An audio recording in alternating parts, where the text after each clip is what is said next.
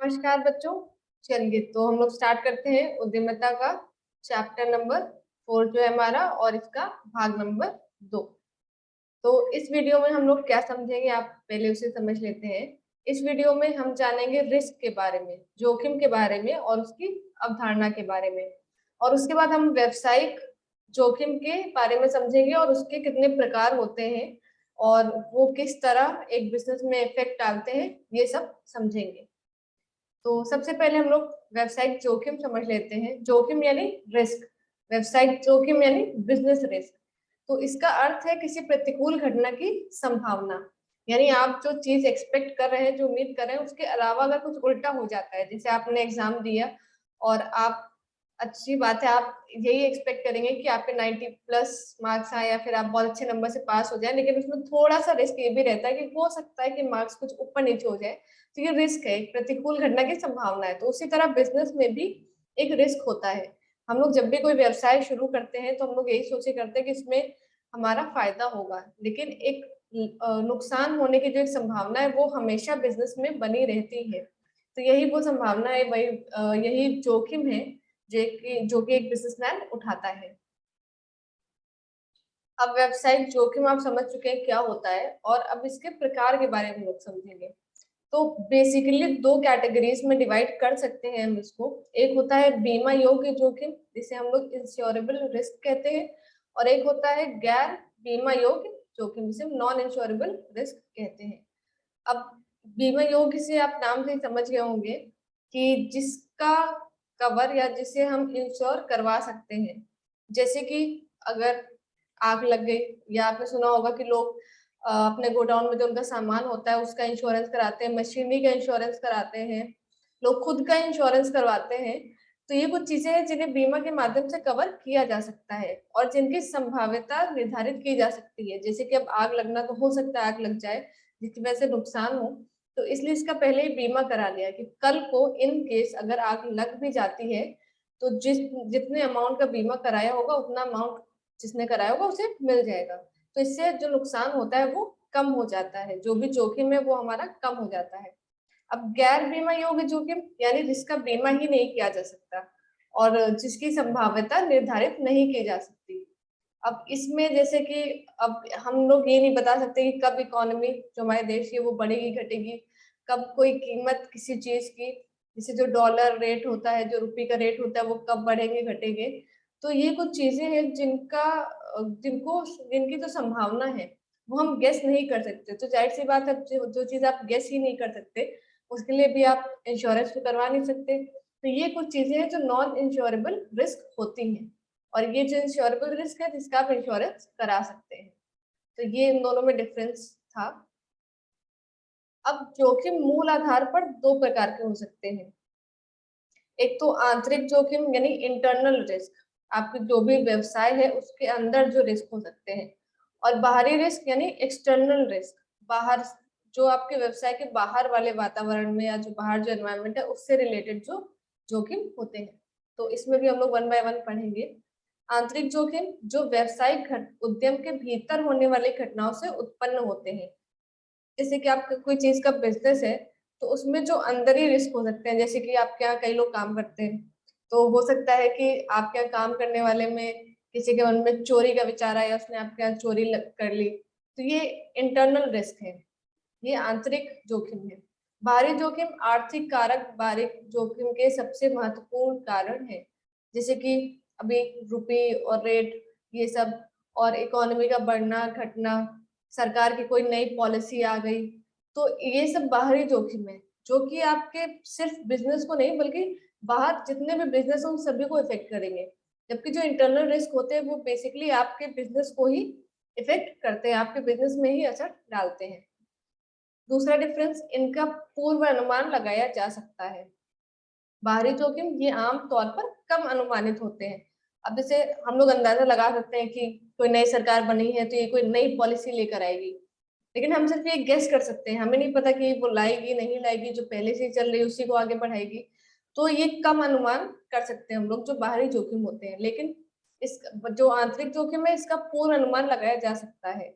जैसे कि अब जाहिर सी बात है, आपके यहाँ 10 लोग काम कर रहे हैं, तो हो सकता है कि एक कोई चोरी कर ले, तो ये तो आपको पता ही कि इंसान का जो स्वभाव होता है वो कभी भी बदल सकता है। तो ये एक आंतरिक जोखिम होता है और इसका पूरा अनुमान लगाया जा सकता है कि आम तौर पर अगर 10 लोग हैं तो हो सकता है कोई एक चोरी करे। तो इसके लिए हम पहले से कुछ चीजें सेट कर सकते हैं जिससे ये ना हो, इस रिस्क को हम लोग कम कर सकें, जैसे कैमरा लगवाना, ये सब। आंतरिक जोखिम काफी हद तक नियंत्रित किया जा सकता है, जैसे अभी चोरी का एग्जाम्पल, उसमें आप कैमरा लगवाकर, वॉचमैन बिठाकर इससे इसको कम कर सकते हैं कि आपके यहाँ कोई चोरी ना हो। बाहरी जोखिम, इसको नियंत्रित करना थोड़ा मुश्किल है, थोड़ा काफी मुश्किल है, क्योंकि अगर कोई सरकार की पॉलिसी आई है तो जाहिर सी बात है कि आपको उस सरकार की पॉलिसी के हिसाब से ढलना होगा। आप उस पॉलिसी को चेंज नहीं कर सकते कि उस पॉलिसी को अपने बिजनेस के हिसाब से चेंज करें, बल्कि आपको अपने बिजनेस को उस पॉलिसी के हिसाब से ढालना होगा। तो इसे नियंत्रित करना मुश्किल है, हालांकि आंतरिक जोखिम हम लोग नियंत्रित कर सकते हैं एक हद तक।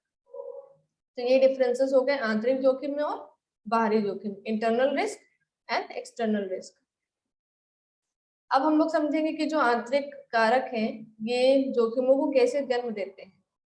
तो जिनमें से सबसे पहला हमारा कारक है वो है मानवीय कारक।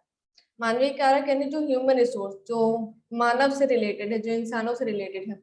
अब जैसे अगर आपकी कंपनी है या आपका कोई व्यवसाय है तो जाहिर सी बात है आप अकेले तो उसमें काम करेंगे नहीं, आपके साथ कुछ और लोग भी काम करेंगे, कुछ वर्कर्स होंगे। तो अगर कभी इन वर्कर्स ने कोई हड़ताल कर दी, तालाबंदी, किसी ने कोई लापरवाही कर दी जिसकी वजह से आपको नुकसान हो गया, कोई बेईमान निकल गया, कोई घोटाला हो गया, तो ये कुछ मानवीय कारक हैं जिनकी वजह से ये आंतरिक कारक उत्पन्न होते हैं। तो ये जोखिम है, ये एक रिस्क है कि आपकी कंपनी में काम करने वाले लोग, हो सकता है उनमें से कोई चोरी कर ले, किसी की लापरवाही से आपको कोई नुकसान हो जाए। तो ये भी एक रिस्क है जिसे हर बिजनेसमैन को, जिसे हर व्यवसाय को झेलना ही पड़ता है। अब वो उस पर है कि वो किस तरह, क्या क्या चीजों को अपनाकर इस तरह के रिस्क को कम करे, क्योंकि हम लोगों ने पढ़ा है कि इसे कंट्रोल किया जा सकता है। देन तकनीकी कारक यानी टेक्नोलॉजिकल फैक्टर्स। तकनीकों में अप्रत्याशित परिवर्तन या उत्पादन या वितरण का। अब जैसे कोई नई टेक्नोलॉजी आ गई, या जो टेक्नोलॉजी आप यूज कर रहे थे वो फेल हो गई, या फिर कोई नई टेक्नोलॉजी आ गई, कोई आप चीज बनाते हैं उसके लिए कोई नई टेक्नोलॉजी आ गई। अगर टेक्नोलॉजी में कोई चेंजेस होते हैं, ये भी एक रिस्क है।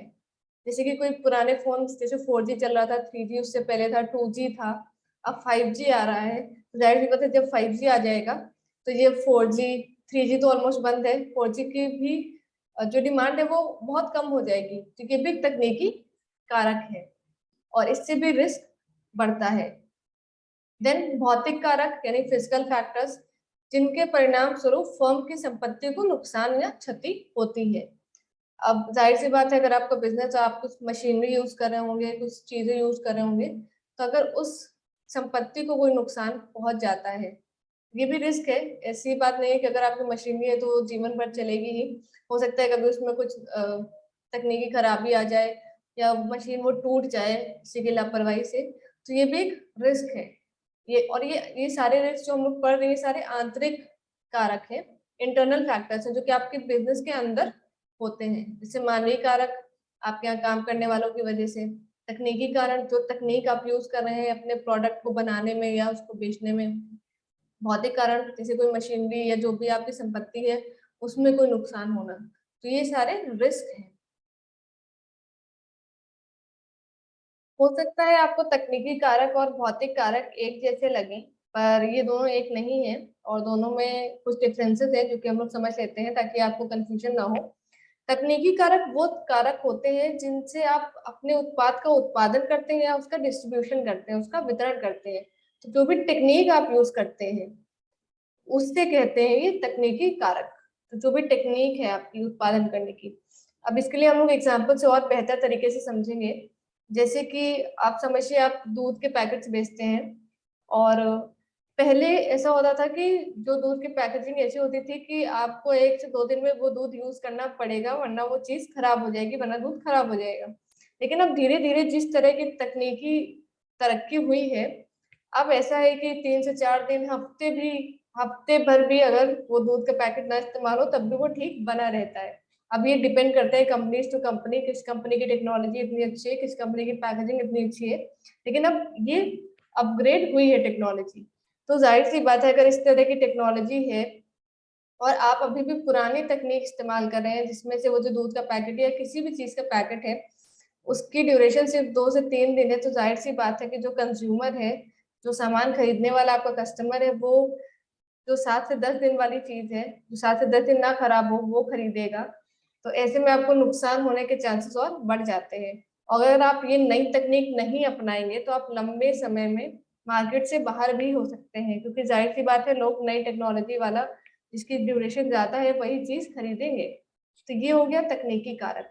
भौतिक कारक वे कारक है जिनके परिणाम स्वरूप फर्म की संपत्ति को नुकसान या क्षति होती है। यानी कोई भी फैक्टर हो सकता है जिसकी वजह से आपके फर्म को नुकसान हो। अब इसके लिए भी एग्जांपल ले सकते हैं, जैसे चोरी हो गई, आग लग गई, और चोरी हो गई, आग लग गई, इसके अलावा आपके यहाँ पर ही किसी ने कुछ गड़बड़ कर दी, कोई सामान चुरा लिया, चोरी में ही आ गया। और या फिर अगर आपके यहाँ जैसे कोई कानूनी कार्यवाही हो गई जिसकी वजह से आपको कुछ फाइन भरना पड़ा, या सरकार ने या फिर कानून ने आपके ऊपर कोई फाइन लगा दिया, पेनाल्टी लगा दिया, ऑर्डर दे दिया कि आपको इतने रुपए इन्हें पेमेंट करनी है, तो उसकी वजह से भी जो भी आप पेमेंट करेंगे उसकी वजह से भी आपको नुकसान सहना पड़ेगा। फॉर एग्जाम्पल, अदालत ने आपको कहा कि 50,000 रुपए आपको इनको देने पड़ेंगे क्योंकि आपकी गलती है, तो आप जो 50,000 रुपए देंगे उसे, तो उसमें भी आप ही का नुकसान है क्योंकि आपको 50,000 रुपए देने पड़े। तो ये कुछ भौतिक कारक के एग्जाम्पल्स थे। तो ये कुछ डिफरेंसेस होते हैं तकनीकी कारक और भौतिक कारक में। अब हम लोग बढ़ते हैं नेक्स्ट स्लाइड की तरफ, जिसमें विभिन्न बाहरी कारक जो जोखिमों को जन्म दे सकते हैं। इससे पहले वाले थे आंतरिक कारण, अब ये है बाहरी कारण। आर्थिक कारण, जो भी मौजूदा बाजार स्थितियों में बदलाव होते हैं उन्हें हम आर्थिक कारक कहते हैं, जैसे कि सरकार की पॉलिसी में चेंज, और अगर बाजार में किसी चीज की डिमांड बढ़ना घटना, जिस तरह के मौजूदा हालात हैं, जैसे अभी इस समय रशिया यूक्रेन के बीच में युद्ध चल रहा है, जिसकी वजह से जो बाजार की स्थिति है पूरे विश्व में उसमें बदलाव हो रहा है। तो ये भी एक आर्थिक कारक है जिसे हम लोग कोई कंट्रोल नहीं कर सकते, और जो भी बाजार की स्थितियां हैं हमें उन्हीं के हिसाब से ढलना होगा और उन्हीं के हिसाब से काम करना होगा। देन प्राकृतिक कारक, ये आप लोग नाम से ही समझ होंगे, प्राकृतिक अप्रत्याशित प्राकृतिक आपदाएं हैं जिन पर एक उद्यमी का बहुत कम या कोई नियंत्रण नहीं होता। इसमें हम उद्यमी की बात क्यों, किसी का भी नियंत्रण आमतौर पर नहीं होता। अगर सुनामी आनी है तो हम सिर्फ लोगों को हटा सकते हैं वहां से, सुनामी को रोक नहीं सकते। और अगर कहीं पर अर्थक्वेक आना है तो उस पर हम लोग का कोई नियंत्रण नहीं है, उद्यमी का भी कोई नियंत्रण नहीं है। तो ये कुछ प्राकृतिक कारक होते हैं जिस पर किसी का कोई जोर नहीं चलता, कोई नियंत्रण नहीं चलता। तो इसे भी कंट्रोल करना बहुत मुश्किल है और ये भी एक रिस्क है। आप जहाँ पर बिजनेस कर रहे हैं हो सकता है वो जगह ऐसी हो जहाँ पर बार बार सुनामी आती हो, फ्लड्स आते हो या अर्थक्वेक आता हो। तो ये भी रिस्क है, और ऐसा नहीं है कि कभी नहीं आया तो कभी आएगा भी नहीं। तो ये प्राकृतिक कारक है जिसमें किसी का कोई कंट्रोल नहीं है। और इसीलिए जो बाहरी कारक होते हैं आम तौर पर इन्हें कंट्रोल करना बहुत मुश्किल होता है। देन राजनीतिक कारक, अब किसी देश में राजनीतिक परिवर्तनों के परिणाम स्वरूप होते हैं, जैसे इस समय अगर हम लोग एग्जाम्पल लें तो पाकिस्तान में राजनीति का कुछ खेल चल रहा है। इन जो वहाँ के प्राइम मिनिस्टर हैं उनके खिलाफ नो कॉन्फिडेंस मोशन आया है, तो इस समय वहां पर राजनीतिक काफी परिवर्तन हो रहे हैं, तो जिसकी वजह से वहां पे जो पॉलिसी चल रही है उस पर भी बदलाव पड़ेगा। भारत में अभी जो नई सरकार तो नहीं, जो पहले थी वही अभी भी है, तो उसकी जो नई नई पॉलिसीज हैं वो आ रही है जिसकी वजह से बिजनेस को और बढ़ावा मिल रहा है। तो ये राजनीतिक कारक है, जो राजनीति द्वारा, जो राजनीति में जो भी पार्टी होती है वो डिसाइड करती है क्या पॉलिसीज होंगी, बिजनेसेस के लिए क्या किया जाएगा। तो ये कुछ फैक्टर्स हैं जिसमें हम लोगों का कंट्रोल ज्यादा नहीं होता। जैसी पॉलिसीज होगी हम लोग को उसी हिसाब से काम करना पड़ता है। तो ये कुछ बाहरी कारक थे जो जोखिमों को जन्म दे सकते थे। तो आप लोग को समझ में आ गया होगा। अब इन्हें जोखिमों को हम लोग प्रैक्टिकल लाइफ में समझेंगे कि कुछ उद्यमियों के बारे में पढ़कर कि उन्होंने मतलब वो किस तरह के रिस्क फेस करते हैं और कैसे सामना भी करते हैं, ये भी हम लोग समझेंगे कि कल को अगर आप अपना उद्यम शुरू करें तो आपको किस तरह के बिजनेस या किस तरह के रिस्क का सामना करना पड़ेगा। तो सबसे पहले हम लोग समझेंगे आशा कुमारी जी के बारे में, ये मुजफ्फरपुर से हैं। और उसके बाद हम लोग समझेंगे नारायण मूर्ति सर के बारे में। इनके बारे में तो आप लोगों को पता ही होगा, ये अपने आप में एक ब्रांड है। तो इन दोनों उद्यमियों के बारे में हम लोग पढ़ेंगे और समझेंगे। सबसे पहले आशा दीदी के बारे में, ये है मुजफ्फरपुर से। इन्होंने एक फूड मैन्युफैक्चरिंग यूनिट खोली थी, चलाती हैं वो अभी भी। और इसके लिए उन्होंने 10 लोगों को, जैसे 6 लोग पैकिंग करते हैं, एक मशीन चलाता है, 3 लोग पिकअप का सामान देखते हैं, सॉरी पिकअप का काम देखते हैं। तो 10 लोग को उन्होंने काम पर रखा हुआ है और उन्हें वो सैलरी देती है। तो अब आप बताइए कि इस तरह के बिजनेस में उन्हें किस प्रकार के जोखिमों का सामना करना पड़ेगा, कौन से इंटरनल रिस्क है जो वो फेस करती हैं। तो 5 सेकेंड्स का टाइम देते हैं आपको, आप लोग सोचिए तो बताइए। Time over. चलिए तो अब हम लोग डिस्कस करते हैं। सबसे पहला बिल्कुल सही जवाब, मानवीय कारक। क्योंकि उन्होंने कई लोगों को अपने यहाँ काम पर रखा है, तो हो सकता है क्योंकि अब वो एक रिस्क फेस करती है जो कि मानवीय कारक की वजह से है, क्योंकि उनके यहाँ लोग काम करते हैं, तो हो सकता है किसी की लापरवाही की वजह से, किसी की बेईमानी की वजह से उन्हें नुकसान उठाना पड़े। तो ये एक रिस्क है जो वो फेस करती हैं। भौतिक कारण, अब जाहिर सी बात है उनकी फूड मैन्युफैक्चरिंग यूनिट है, तो कई तरह की मशीनरी और कई तरह की संपत्ति उनके पास है बिजनेस से रिलेटेड। तो उसका नुकसान होने की भी संभावना बनी रहती है। जैसे अगर चोरी हो गई या मशीनरी में कोई नुकसान हो गया, कुछ टूट गई, तो जिससे संपत्ति को नुकसान हुआ, तो ये रिस्क भी वो फेस करती हैं, जो कि है भौतिक कारक। तकनीकी कारक, क्योंकि मशीनरी टेक्नोलॉजी यूज करते हैं वो फूड मैन्युफैक्चरिंग बनाने में, जैसे हम लोग ये कुरकुरे चिप्स के पैकेट होते हैं वैसे वो भी बनाती हैं। तो जो टेक्नोलॉजी यूज करते हैं उसका फेलियर हो सकता है, तो ये भी रिस्क वो फेस करती हैं। तो ये कुछ रिस्क थे। और जरूरी नहीं कि सिर्फ इतने ही रिस्क कोई उद्यमी फेस करे, इसके अलावा बहुत सारे रिस्क होते हैं। पर ये कुछ मेन कैटेगरीज हैं जिनमें डिवाइड कर दिया गया है। तो ये कुछ रिस्क हैं जो आशा दीदी फेस करती हैं अपने बिजनेस में। अब हम लोग नारायण मूर्ति सर के बारे में पढ़ने वाले हैं। इन्हें इंट्रोडक्शन की जरूरत नहीं है, लेकिन फिर भी एज अ फॉर्मेलिटी, इन्हें आईटी क्षेत्र के पिता के रूप में जाना जाता है और ये इन्फोसिस के संस्थापक हैं, जिसकी वैल्यू इस टाइम $1.9 बिलियन की संपत्ति है। और इन्होंने 10,000 रुपए से अपना बिजनेस स्टार्ट किया था उस टाइम पर। और ये एक इंटरनेशनल मल्टीनेशनल कंपनी है इनकी। और ये लोग व्यापार व्यापार परामर्श, सूचना प्रौद्योगिकी और आउटसोर्सिंग सेवाएं प्रदान करती हैं इंटरनेशनल लेवल पर। अब आप लोग बताइए कि एक उद्यमी के रूप में उन्हें किस प्रकार के जोखिमों का सामना करना पड़ता होगा, क्योंकि एक हिंट देते, क्योंकि इनका जो काम है वो इंटरनेशनल लेवल पर है। तो जाहिर सी बात है ये आशा दीदी के मुकाबले और ज्यादा रिस्क फेस करते होंगे। तो फिर से आपके पास 5 सेकेंड्स का टाइम है, सोचिए, फिर हम लोग डिस्कस करेंगे।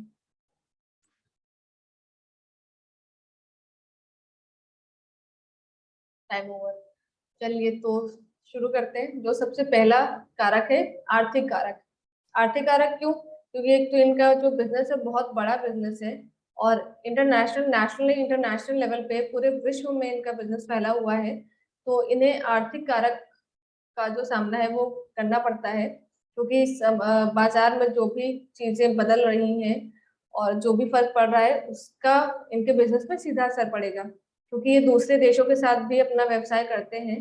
तो दूसरे देशों के साथ किस तरह के संबंध है हमारे, करेंसी रेट्स क्या है, तो इस तरह की चीजों का फर्क या इस तरह का जोखिम ये उठाते हैं। जन राजनीतिक कारक, इतना बड़ा बिजनेस है, सरकार की जो भी पॉलिसीज होती हैं related to IT, related to business, business से जो भी रिलेटेड होती हैं, तो जाहिर सी बात है उन्हें इन्हें भी फॉलो करना पड़ता है। तो इनके सरकार अगर कोई नई पॉलिसी लेकर आती है तो उन्हें इन्हें भी फॉलो करना पड़ेगा, भले ही वो इनके कुछ विरुद्ध हो या इनसे कुछ नुकसान हो या कुछ अलग हो, लेकिन इन्हें फॉलो करना पड़ेगा। तो ये भी एक जोखिम है जो एज अ उद्यमी या एज अ बिजनेसमैन ये उठाते हैं। तकनीकी कारक, इनका तो बिजनेस ही आईटी से है, आईटी का है। तो तकनीकी कारक तो इनके में बहुत ज्यादा एक बड़ा फैक्टर है कि जो टेक्नोलॉजी वो यूज करते हैं उसमें कुछ फेलियर ना आ जाए, कुछ खराब ना हो जाए, तो ये एक बहुत बड़ा फैक्टर है जो वो फेस करते हैं। उसके बाद भौतिक कारक, कभी उनके फिजिकल फैक्टर जैसे चोरी होना या आग लगना, इस तरह के जो फैक्टर्स है वो इन्हें फेस करना पड़ता होगा, क्योंकि जाहिर सी बात है बिजनेस है तो कुछ चीजें यूज करते होंगे, मशीनरी, कंप्यूटर्स, टेबल, प्रॉपर्टीज। तो इस तरह में कोई चोरी हो जाती है या कहीं आग लग जाती है तो वो भौतिक कारक, इस तरह का जोखिम भी उन्हें फेस करना पड़ता है। देन मानवीय कारक, इसके बारे में हमने पहले ही पढ़ा था कि जैसे इतने सारे लोग काम करते हैं तो हो सकता है कि कभी वो हड़ताल करते हैं कि नहीं हमें और ज्यादा सैलरी चाहिए या हमें ये सुविधा भी चाहिए, तो तभी हम काम करेंगे, या फिर कोई चोरी कर लेता है, या फिर किसी की बेईमानी की वजह से कोई घोटाला कर देता है, या फिर कुछ रिलेटेड टू मानव, जो भी मानव वहां पे काम करते हैं उनकी वजह से कोई जोखिम जो वो फेस करते हैं वो आता है मानवीय कारक में। तो ये कुछ कारक थे जिनकी वजह से जोखिम उठाना पड़ता है उद्यमी को, और ये लिमिटेड नहीं है, लेकिन बस ये कुछ कैटेगरीज है जिनमें डिवाइड कर दिया गया है। तो आर्थिक कारक, राजनीतिक कारक, तकनीकी कारक, भौतिक कारक, मानवीय कारक। और अगर हम लोग थोड़ा सा और डिवाइड करें तो इनमें से आर्थिक कारक और राजनीतिक कारक हो जाएगा हमारा, आप बताइए, एक्सटर्नल फैक्टर्स हो जाएंगे, एक्सटर्नल रिस्क हो जाएगा। और जो भौतिक कारक है और मानवीय कारक है ये इंटरनल रिस्क हो जाएंगे, अगर हम लोग डिवाइड करना चाहें तो। तो अब तक आप लोग समझ चुके होंगे जो पूरा रिस्क है, ये कॉन्सेप्ट आपको क्लियर हो गया होगा। तो इस वीडियो में इतना ही, नेक्स्ट वीडियो में हम लोग इसका तीसरा भाग स्टार्ट करेंगे। चलिए तब तक के लिए धन्यवाद, अपना अपना ध्यान रखें और पढ़ाई करते रहें।